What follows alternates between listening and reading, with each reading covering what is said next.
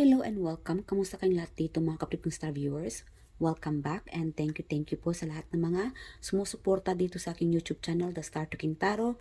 Sa mga subscribers, maraming salamat po. Sa hindi pa nakapag-subscribe, please do subscribe and thank you sa mga supporters ko dyan. And I do hope na hindi nyo nakalimutan na to click that notification bell para naman makatanggap kayo ng notification whenever I download new tarot reading. So, yes, thank you guys sa inyong lahat. And please, pakilakasan na lang po ng volume ng reading na ito dahil hindi ko po gamit ang aking microphone. So, pagka ginagamit ko naman kasi ang microphone ko, pagka binu-bluetooth ko, nakaka-trauma din kasi ilang beses na rin po ako na nag-reading and then somehow ay nade-disconnect. And ayaw ko naman na baguhin ulit yung reading kasi meron doon na half of the reading na wala yung boses, meron naman na the entire reading walang boses, pero meron naman na like again guys, nakailang ulit na po ako mag-reading na may microphone, pero minsan nadi-disconnect or hindi gumagana. But then again, mas mabuti pang wala na lang akong gagamitin na microphone. So I do hope na naintindihan ninyo and kayo na lang po ang umintindi and love lang po tayo dito sa aking YouTube channel, The Star to Kintaro. So mag-start na tayo. Ang reading na ito ay ang taong ito ay natataranta pagka ikaw ang kausap or kaharap. This could be the person on your mind. So, sabihin natin na recently, napapaisip ka rin. Bakit kaya ang taong ito ay natataranta or iba yung pakiramdam mo pagkakausap mo siya. So, alamin natin kung ano ba ang intensyon ng taong ito. Bakit ba siya nauutal, natataranta kausap ka, or awkward kausap siya. So, this could be the person on your mind or the person na recently na kausap mo. So, yeah, alamin natin kung bakit at para ma-confirm natin na siya ang taong nasa reading na ito, So, let's find out bakit nga ba. Okay. Sino ang taong ito sa ating mga collective? Or spirit guardian, sino ang taong ito sa ating mga collective? Kung bakit siya natataranta, kausap, or kaharap ang ating mga collective? Sino siya? Okay. Ano pa tayo? Sino ang taong ito? Kung bakit siya natataranta? Alright, marami tayong nakukuha dito, Student. Estudyante ang taong ito. Ex-girlfriend, ex-mo, ex-friend. Okay, siguro ka-chat mo to, or kausap mo to, dahil siguro English, at natataranta ang taong ito na kausapin ka, or like again, foreigner, no? Natataranta siyang kausapin ka because trying for you to understand, no? Para maintindihan mo siya. Kaklase na babae, like again, sa school, girl hater, siguro naging ex dahil hate ka na niya or ayaw sa'yo, ex-girlfriend, or no, parang ayaw lang talaga sa'yo maging kaibigan, or like again, siguro ayaw ka lang kausapin kaya natataranta siyang kausapin ka, or natataranta siya or hindi confident kausapin ka dahil siguro ayaw talaga sa'yo. Like again, confirm foreigner, natataranta ang taong ito, hindi komportable, or pag meron ditong natataranta dahil sa boses mo, boses pa lang, naririnig pa lang niya ang boses mo, natataranta na rin siya. Alright, meron tayong stranger. Ang taong ito ay stranger. Hindi kanya kilala, kaya natataranta siya dahil this person doesn't know how to approach you. Okay, kung magugustuhan mo ba yung sinasabi niya sa'yo, or magugustuhan ka ba niya, or magugustuhan mo ba siya kausapin or kaharap. FB friend na lalaki. Okay. FB friend, stalker siguro, or naging kaibigan mo lang siya sa Facebook and this person doesn't know how to approach you, or kung ano magiging topic ninyo. Or, like again, nasabi ko na kanina, this person natataranta lang siya dahil hindi niya alam anong gagawin. Kung magugustuhan mo ba siya, yung topic ninyo, you know what I mean? Kung magkiklik ba, seaman, ang taong ito baka seaman. Ex-friend, like again, ex-girlfriend, ex-friend, stranger, dealer. I don't know what kind of dealer, car dealer, house dealer, or sa excuse me, sa casino siguro, or baka drug dealer na ito, kaya siguro natataranta ito. Anyway, kailan nakakaalam mga kapatid. As a reminder, kunin nyo lang kung saan ka nakakasunod, kung hindi naman para yun sa iba. Wag lang po natin lahatin. Ito po ay collective and general reading. Childhood friends, so long time no see, kaibigan. Maybe this person, natataranta siguro siya dahil baka nagbago ka na or malaki pinagbago mo, natataranta siya, no? And like again, baka hindi na kayo makiklik or hindi mo siya magugustuhan or baka nagbago ka na talaga completely kaya natataranta ang tao ito or hindi siya ano yung tawag nito? Mapakali kasama ka or kausapin ka o kaharap ka. Like again, meron itong boses pa lang, natataranta na siya sa boses mo. And alamin natin kung bakit pa siya natataranta. Spirit guardians, bakit ba? Anong rason kung bakit natataranta ang taong ito sa ating mga collective? Ano ang rason? Anong intensyon niya talaga at rason? Kung bakit natataranta siya, marinig ang boses ng ating mga collective, kausapin ng ating collective. Anong rason ng taong ito? Ano ang naging rason? Okay. Meron tayong dito. Ikaw pinapangarap niya. So, may gusto ang taong ito sa'yo. This person is wishing about you. So, boses pa lang, ulam na, no? Boses mo pa lang, maririnig pa lang niya na ilang kilometro man yan, naririnig niya. Para bang, I'm getting like, yung sa crowded, sabihin natin na sa mall siya, and then somehow, marinig niya lang ang boses mo, natataranta na siya dahil ikaw nga ang pinapangarap niya. No? Okay, wow. Meron kasi something ba sa boses mo. Maganda siguro ang boses mo. Gustong humingi ng tulong sa'yo. So, natataranta ang taong ito dahil gusto niyang humingi ng tulong sa'yo. Kaya lang, baka this could be one of your exes, no? Ex-friend, ex-girlfriend, ex-classmate, I don't know, somehow is ex walang pag-uusap.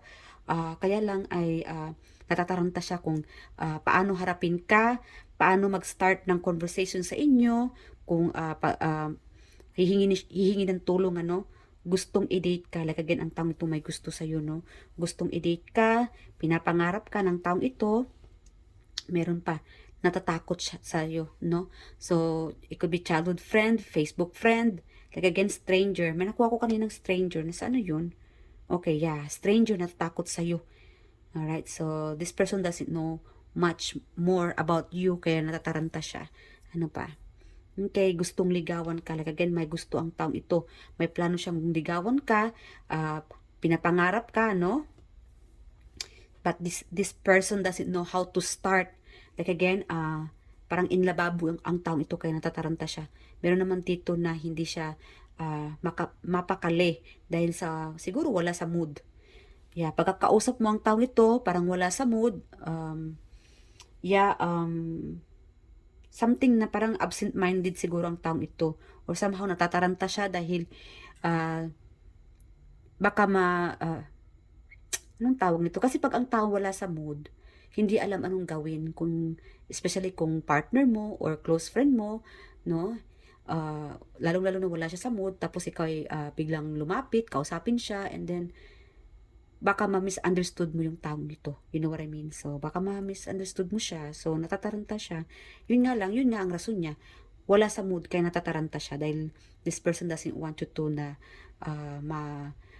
ma-misunderstood siya. So, meron naman natataranta siya dahil may nagawang mali siya sa iba. Nagkaroon ng pagkasala sa iba o nagkakasala ito sa iba. Kaya natataranta siya nung kausapin ka. Meron naman tong past nangyari ito, sabihin natin na kinausap mo siya, and then somehow ay naging weird ang taong ito, napapaisip ka na, bakit kaya parang nakakatakot naman kausapin itong taong ito, parang wala sa siguro nasa anong tawag ito, alipaap, anong tawag nito, yung nasa, yung iniisip niya parang, wala sa conversation niyo, no? Dahil yung utak niya nasa iba. Dahil nagkaroon siya ng sala o pagkasala sa iba, no? So, depressed. Like again, ang taong ito ay depressed. May problema, may dinadamdam. Like again, may nagkaroon ng pagkasala sa iba. Or again, this could be related siguro sa ex ninyo, stranger, student. Like again, guys, kunin nyo lang kung saan kayo nakakasunit dito, ha? This could be from past person, and then naalala mo lang din na bakit nga ba natatarantang-tang ito, bakit nga ba um, ak- hindi ko maintindihan kung iba yung naging expression ng taong ito, or weird kausapin ang taong ito pagka kaharap ko, or weird siya pagka andyan na ako, no? So, yeah. Natatawa siya sa'yo. So, natataranta siya dahil natatawa siya sa'yo. Meron kasi dito nagpipigil. I think nagpipigil siya na biglang mapatawa sa'yo dahil siguro joker ka, or sabihin natin na seryoso ang pinag-usapan ninyo, and then somehow deep down natatawa siya sa iyo, whatever you did or whatever happened, or I'm getting like a secret. Siguro may sinabi kang sikreto, and then sa sitwasyon mo or sitwasyon ninyo nakakatawa, but then somehow ay meron kasi ditong napakaseryoso mo, no? So yeah, kaya siguro natataranta siya dahil baka iba yung magiging uh, expression mo, no, or thought mo sa um, anong tawag nito, sa action niya. Yeah. So worried, meron naman dito natataranta siya dahil worried siya sa iyo. This person doesn't know how to comfort you. Yeah. Okay, ano pa? Sinungaling siya, natataranta ang taong ito, hindi alam anong gagawin. Weird, naging weird siya, no?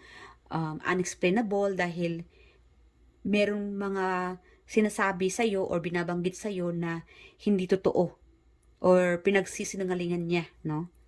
Yeah. Ano pa? Hate sa'yo. Like again, wow. Anong tawag doon? Hater, girl hater. Natataranta ang taong ito sa'yo dahil hate. No? May galit sa'yo ang taong ito. Confirm ito. Hater.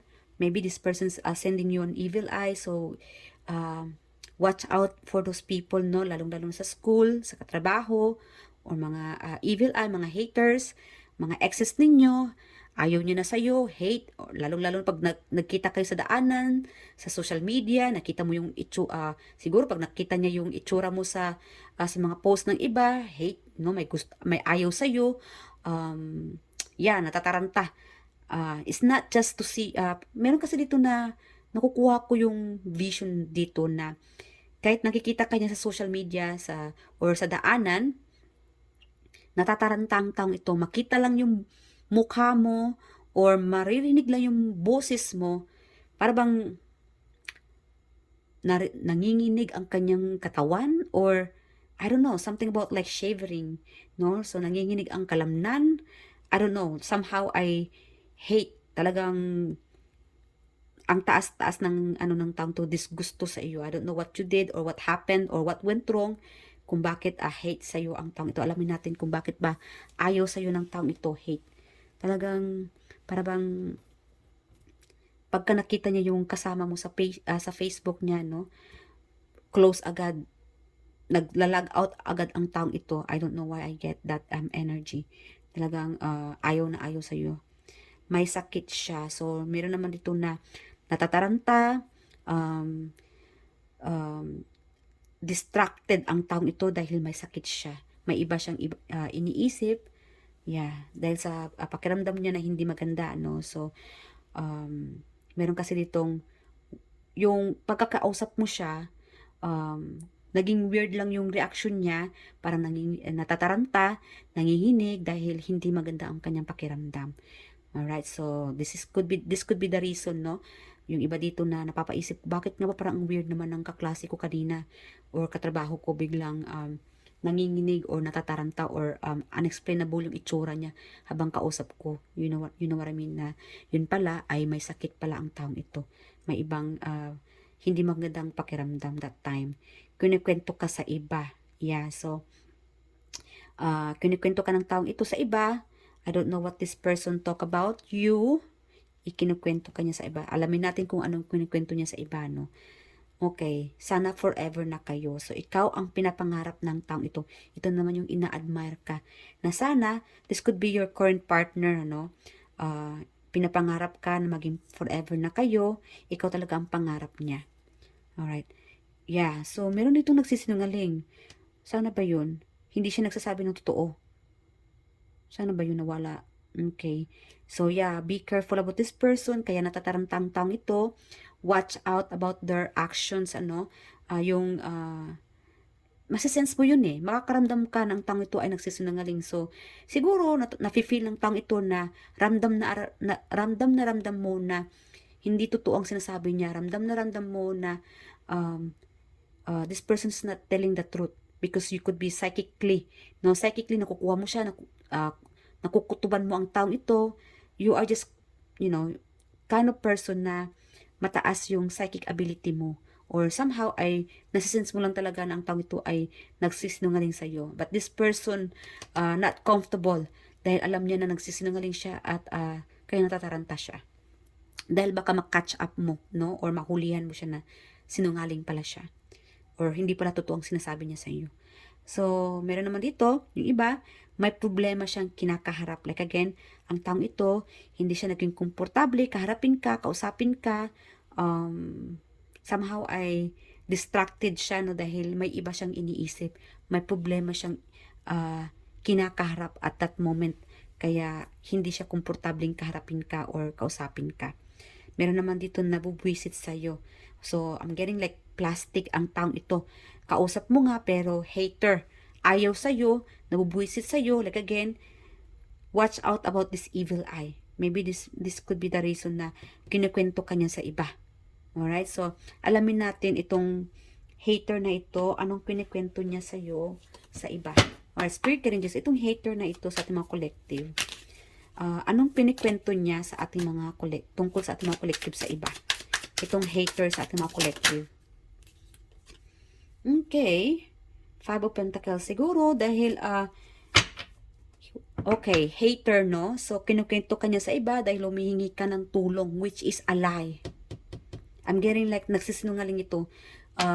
Sabihin natin na it could be excess ninyo, no? Kinikwento niya sa iba na, yan si collective. Dahil nga sa hate niya, no? So, gumagawa na lang siya ng mga illusion. Mga maling, siguro, ginos, meron kasing ghosting dito sa, napaka-toxic naman ng taong ito. It's a good thing dahil wala kang communication dito sa taong ito. Excess, no? Ex-friend, ex-girlfriend, whatever. This person's a hater. So, girl hater, kaklase, katrabaho, like again, excess. So, kinikwento niya, it's a lie na humihingi ka na ng tulong, nagmamakaawa ka sa kanya. Siguro nung time na gusto makipag-break up ng taong ito, kinikwento niya rin yung time na yan si collective, nagmamakaawa yan sa akin na wag ko siyang iwan, nagmamakaawa yan sa akin na tulungan siya, something like that. Ikaw lang nakakaalam, guys. Like again, kunin mo lang mga kapatid kung saan ka nakakasunod dahil ang taong ito ay sinungaling. You are facing this person is like toxic, ano, napaka-toxic ng taong ito, but it's good thing na wala kayong communication sa taong ito. Even na siguro sa trabaho, no, nagkikita kayo sa trabaho, but ayaw kanya makita, ayaw kanyang kausap, but like again, iba-iba na lang ang kinikwento nito sa mga klase, sa mga tao sa paligid, dahil hatred nga ano. So, yeah, meron ditong kinikwento niya yung mga, ikaw ang naghahabol sa kanya, hindi siya. Like again, guys, I don't know what went wrong or what happened, but egoistic ang taong ito, no? Yeah, para bang pinapakita niya sa tao na siya ang nanlamang, siya ang I don't know, a winner, ikaw yung talunan, something like that. So, yeah, sinasabi dito na si collective, hindi niya natanggap sa trabaho, something about like yung mga time na down ka, yung mga problema mo. Guys, warning lang ha, mag-ingat tayo kung sino yung sinishare natin ng mga problema, ano, because who knows, kasi itong taong ito, kinikwento niya yung mga past, it could be past na kinikwento mo sa kanya, at kung ano man yon, mga past relationship mo, kinikwento niya sa iba, yung mga exes mo, kinikwento niya sa iba, yung mga na-experience mo na hindi maganda, kinikwento niya sa iba, which is a lie, yung iba, no, dito. Meron naman na, kung ano yung mga sikreto mo, kinikwento niya sa iba, and kinikwento niya na humingi ka ng tulong sa kanya, naghahabol ka sa kanya, humingi ka ng tulong sa kanya, siya yung crying shoulder mo. But then again, guys, this was the past. I'm getting like this was the past. So, I'm getting like it's a lie. You know? So, yeah, comment kayo dito mga kapatid about your situation with this person. And I think you know who am I talking about. This could be the person on your mind. Alright? Okay. Spirit guide, sino tong tao na natatarantang sa ating mga collective? Sino tong tao? Sino pa to? Sino ba tong taong ito? Okay. Katrabaho mong lalaki? Okay. Karagdagan nito kapatid ha. Again, ex-girlfriend. Exes ninyo, ex-girlfriend, ex-boyfriend, mga exes ninyo, wow. Dahil hindi naging kayo, yan, tuloy kung ano-ano na pinagsasabi sa iba. Mga hindi totoo, even if totoo o hindi, dahil hindi naging kayo na, past na kayo, kwento niya na sa iba. Parang okay na. No? Kahit na masisila ng mga bagay, kwento niya sa iba. And I'm so sorry guys. So, learn your lesson, no? Mag-ingat-ingat tayo kung ano yung pinag-share natin ng mga problema. Even if it's like best friend mo, naging karelasyon mo, know that is this person a trusted? You know what? Let it be. Ipagsawalang bahala na lang natin. Kasi, minsan talaga, no, hindi din natin masisisi ang ating sarili kung sino yung mapagkakatiwalaan natin. Maybe that time, mapagkatiwalaan yung taong ito, then later on, naging magkalaban na kayo, and then, yun, pinikwento niya na sa iba yung mga experience o yung mga hindi magaganda tungkol sa iyo. Meron naman dito ng, ang taong ito ay, it's like a spreading lies. Hindi totoo, no? So, ang Diyos na lang bahala sa taong ito. Okay. FB friend. Wow. FB friends na lalaki. So, yeah, isa sa mga ina-admire ka or, I don't know, hatred. Siguro hindi mo pinapansin. I'm getting like, hindi mo siya pinansin, kaya naging hater. So, ingat-ingat guys. Mag-ingat-ingat tayo kung sino yung friends natin sa Facebook, ano, or kung sino yung kausap ninyo. Okay, kababata. Like again, childhood friend. Wow, bumabalik na lang ito Third party. Okay. Meron tong third party situation. This could be related sa ikinikwento ka sa iba dahil may third party. And meron naman dito na pakialamera, ano, tambay. Ang tawag ito, tambay, may pagkachismosa talaga ito. Nakukuha ko yung may pagkachismosa. Kinikwento ka sa iba, lalong-lalo na pagka nakikita ka ng taong ito na malungkot, yan, kausap ka. Sabihin natin kapitbahay or kaklase or somehow ay stranger, ano, meron tayong stranger.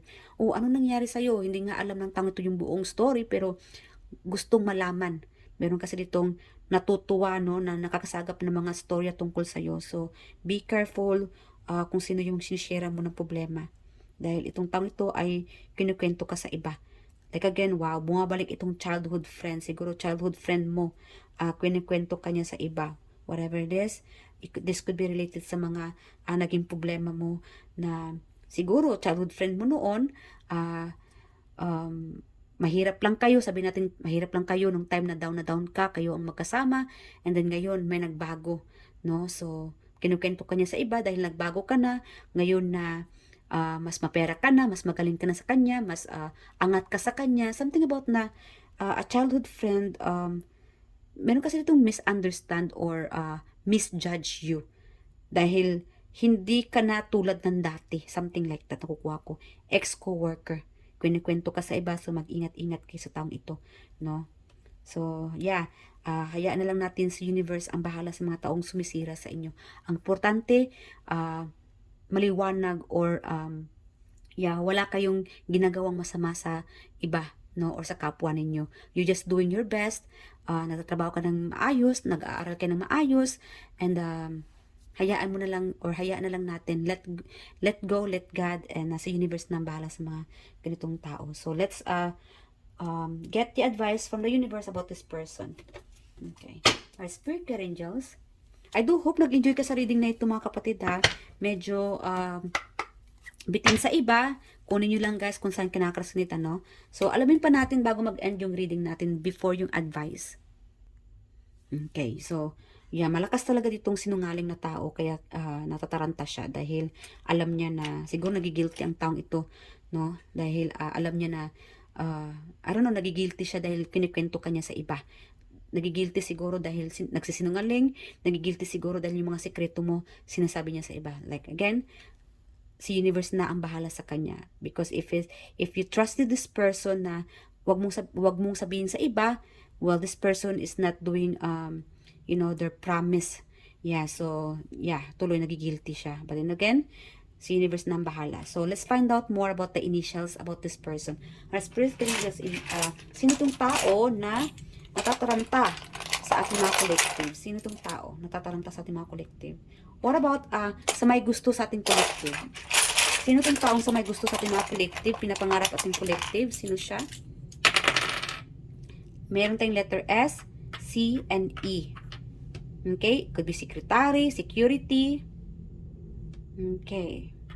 So, S-E-C sa may gusto sa inyo. Meron naman ditong haters. Sino tong haters? Spirit ka rin dyan? Middle initials or initials? Sino tong haters? Haters sa ating mga collective. So, watch out about these haters. Letter H, P, Y. Sino pa? Haters. Letter L, U. Okay, sa school. It could be high school. It could be like childhood friend, no? Okay, may Lee. Nag-e-end na Lee. Or siguro may P or G. Again, kunin nyo lang guys kung saan kinaka-resonate. Alright, so ito naman yung initials ng haters ninyo. Alright?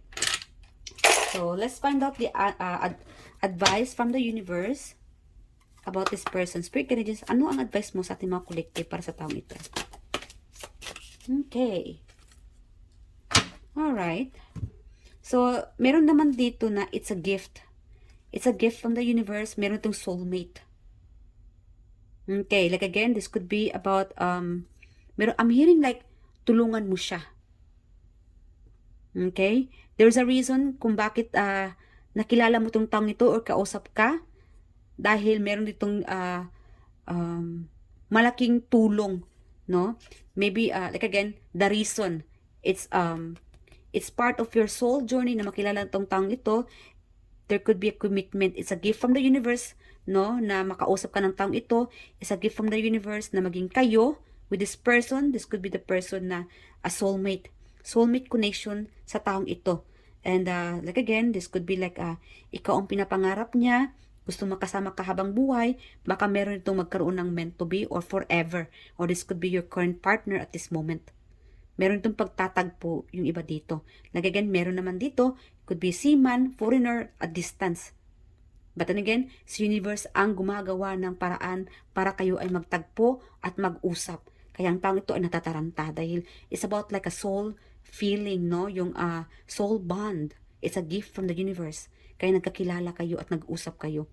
Gagawa at gagawa sa universe na mag-uusap kayo. Meron naman dito, it could be like nung time na nataranta siya, mga kapatid, it's a way of ni universe na mag-usap kayo. Siguro mag-usap kayo dahil para I don't know, magtutulungan. But then it depends kasi meron ditong ahas hindi naging totoo. So, depende na yan kasi pagka naging ahas ang taong ito sa'yo or inahas ka or betrayal, hatred, this person is getting their karma. Maybe dito, may iba dito, kinakarma na ang taong ito. Okay? Meron ditong soul journey, soul bond. The reason na nakilala mo itong taong ito, the reason na nangyari ito is because there's like a soul lesson, spiritual lesson. It's a gift na mag-i-evolve ka, a gift na magtutulungan kayo dapat, a gift na maging kayo. Pero depende. Kasi meron ditong third party. Wow. Bakit ko ba nakukuha na yung third party? Yeah. Maybe there's a third party. And this will be part of your soul journey. Okay? So, I'm sorry guys. And magpakatatag lang po tayo dahil hindi naman ito mangyari sa atin kung walang reason si universe. This is the way na maging palaban tayo, na mag-evolve tayo, na maging I don't know, mag-success tayo, na maging wais tayo in the future. Kunin nyo lang mga kapatid kung saan kayo nakakaresonita, kasi meron dito na sa simula okay kayo, but then somehow this person change. Okay, so like again guys, I do hope nakaresonate ka sa reading na ito. I love you guys and I hope to see you guys on my next reading, and please leave your comment below. Natutuwa po ako mabasa ang mga komento nyo doon, at ingat-ingat po kayo palagi, and shout out sa inyong lahat dito. I'll see you guys in my next reading. Bye and thank you.